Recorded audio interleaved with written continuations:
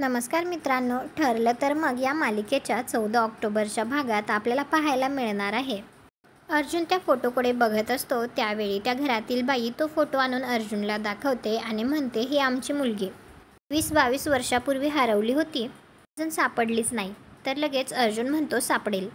तिथे नागराज आणि महिपत लपून बसलेले असतात. ते अर्जुनला असं बोलताच ते दोघे एकमेकांशी म्हणत असतात, याची लागणार आता वाट. इकडे घरी सायली अर्जुन येण्याची वाट बघत असते. अर्जुन मात्र आता त्या दोघांनाही, म्हणजेच त्या टेलरला आणि त्याच्या बायकोला, कारण त्याला आता असं वाटत असतं की हे सायलीचे खरे आईबाबा आहेत, म्हणून तो त्या दोघांनाही घरी घेऊन आलेला असतो आणि तो सायलीसमोर येऊन उभा राहतो आणि म्हणतो, सायली तुझी प्रतीक्षा संपली. आणि त्या दोघांना पाहून तर सायली विचारते, हे कोण? तर अर्जुन सांगतो, हे तुझे खरे आईबाबा. हे ऐकून तर सायलीच्या हातातील प्लेट खाली पडते आणि प्रियाला सुद्धा धक्का बसतो, कारण प्रियाला तर माहिती असतं की सायलीचे खरे आई वडील कोण आहेत. मग अर्जुनने यांना कसं काय आणलं हे तिला काही कळत नसतं.